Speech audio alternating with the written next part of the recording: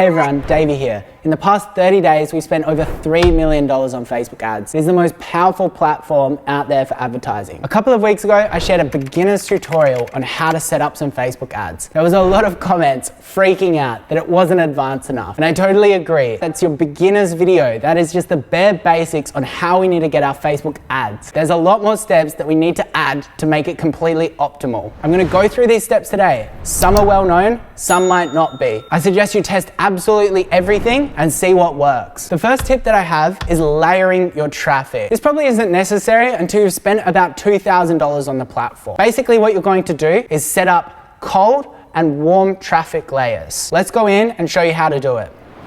So we've come into our business manager and we're in the ad account that we set up last week. Usually this campaign would be running and making some sales. You probably remember I used the number 1 here. What that's indicating is that it's cold traffic. We can use the number 2 to set up warm traffic. Basically what we're going to do is we're going to create exclusions to create warm traffic. We can use the number 2 to indicate that campaign. Basically by creating exclusions, we're making sure that Facebook is allocating budget to cold audiences. We're going to exclude things like website traffic, purchases, just to make sure that there's always new people coming through your funnel. It also allows you to communicate differently to these layers of traffic. People will respond differently to certain types of creative. For example, if your product is quite hard to understand what it actually does, you need to really educate people in the first stages of your content.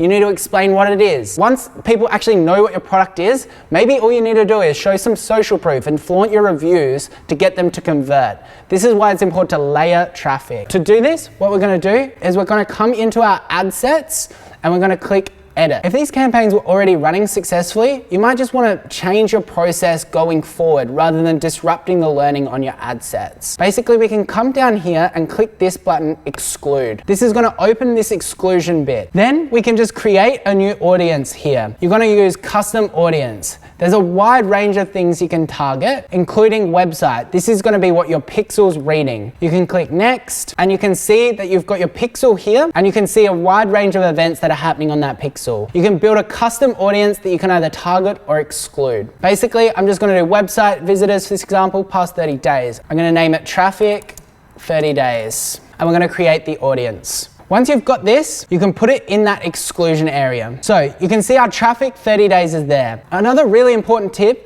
is targeting. Last week we covered how to target interests, but there's also a really important another form of targeting called lookalike audiences. To create this, we can again use the data that our pixel has on it, such as our web traffic, add to carts, purchases. You can even use your email list to create a lookalike audience. This is a very specific audience and you can get amazing return on ad spend. I'm going to come in here and I'm going to create lookalike audience. You can come here and you can pick your pixel, your location, what the event is, and also your audience size. You're probably wondering, what is the best audience size? Is it a 1% lookalike audience? Just test them all. I've gotten great results with 1%, 5%, and 10%. 1%, depending on your budget, may fatigue really quickly because it might be a smaller audience. So now we've got our level 1 traffic set up. Let me show you how to set up your level 2 traffic. We're going to come back to the campaigns and we're going to click create and we're going to go a conversion campaign again. Remember, we're looking for sales. I want to name my campaign to stay organized. I'm going to do level 2, conversions, and just sticky content. Now the ad set is what you're targeting. We're going to do web traffic past 30 days, and we're going to name it hairdresser content.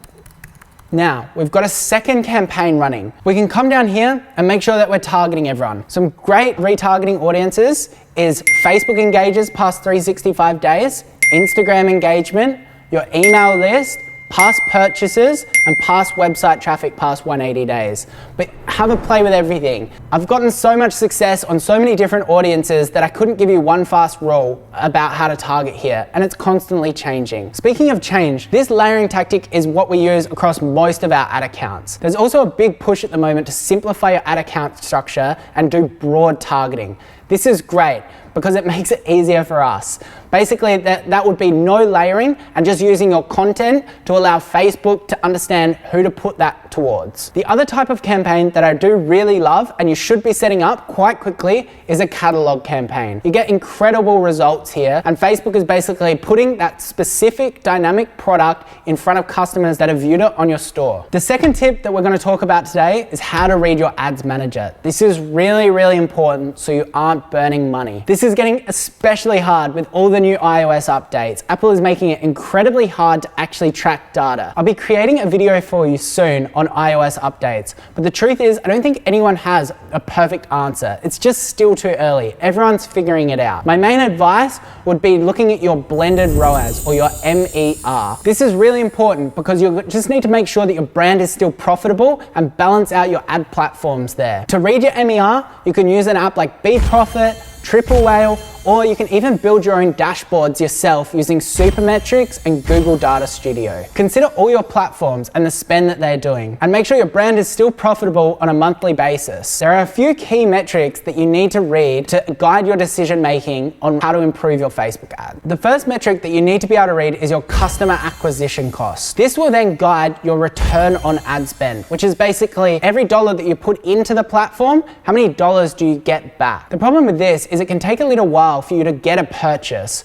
So you can end up burning a lot of money, especially if your product costs over $100. This is why I like to look at add to cart metrics, which is an early indicator on how much it's going to cost to acquire a customer. By monitoring this, you can kill off underperforming ad sets and guess what the customer acquisition cost is going to be for other ad sets. One disclaimer is with the new iOS updates, there's something called delayed attribution. And what I'm finding is that we need to stick with ad sets a little bit longer, which is costing us more money. So be patient and vigilant, really get a feel for how your ad sets are performing over time. A good way to set up your dashboard is showing the full funnel that people are going through. I thought it'd be helpful to show you what my dashboard actually looks like, because you can customize your own. Then I can talk about the key indicators that I'm actually looking for, determine whether it's my content, my website, or my product that isn't working. We're in the dashboard, and I like to set it up as the full funnel of how people go through our website.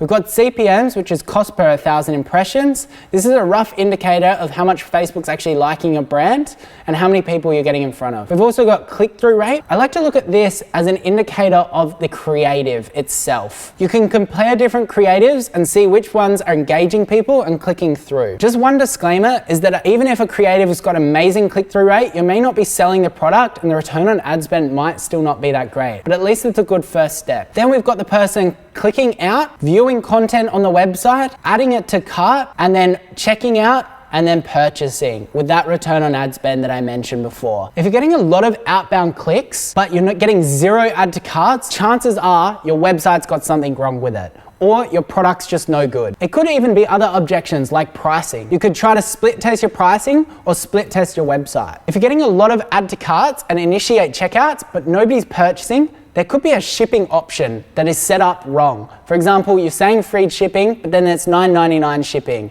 Make sure you check that out. Another really early indicator is this CPM. This could indicate really bad or irrelevant targeting if that's really high. I see a lot of people get data paralysis when they're looking at their ad account. Basically, it is so overwhelming. The truth is, when you get a good product, things become really simple. I just suggest looking really at that add to cart metric and the return on ad spend, and really focusing on that blended ROAS. The third tip that I have today is what I see a lot of brands failing to do, and that is responding to comments.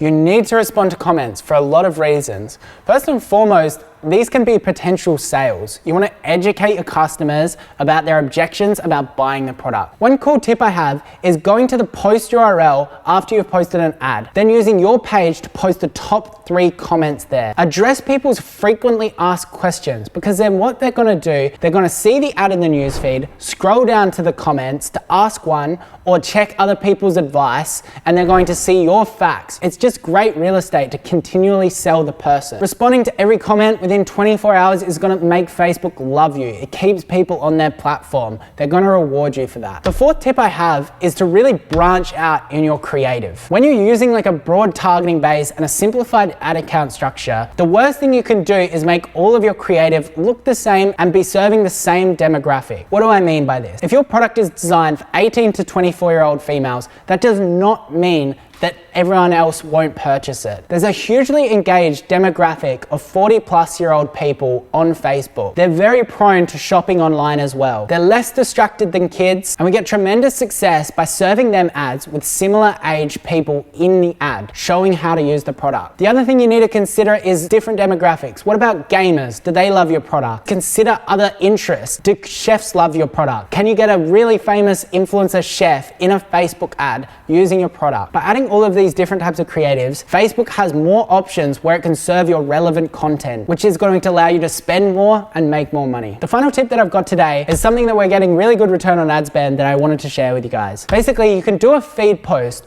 where you can create a tile of 3 images to really highlight your product. Usually when you're running conversion ads, you can't actually use this layout. So it is actually quite engaging for people to see on Facebook. You can then go into your ads manager, set up a conversion campaign, grab the post URL and use that 3-tiled image. Let me show you how to do it. So I'm going to come to my website and just save some of these images. You can come here and create a post on your feed. We're going to add 3 to 4 images. You can see it's created this awesome layout here. We want to make sure we write a really good caption here which explains the product. I'm just going to copy and paste something off our website just for an example. Obviously it would take a lot more time with it. One of the most important things is to make sure that you have a link to your product or brand in this post because we're not going to be able to add it later. So coming in here and saying shop now. We can then post this to our feed, come into our ads manager, click use existing post, select post, and it should be here. We can click continue and then we go. A unique looking conversion ad that's going to stop people in their feed. There's going to be a ton of engagement on this post and the more social proof you get, the better it will convert. So that's just some basic tips to take your Facebook ads to the next level. I think the most important things that people miss is layering those ad account structures. It gives a great amount of control of budget allocation and you can optimize to a high degree. If you enjoyed today, make sure you subscribe, like, leave a comment if I missed anything out, and I'll see you next week. Thank you.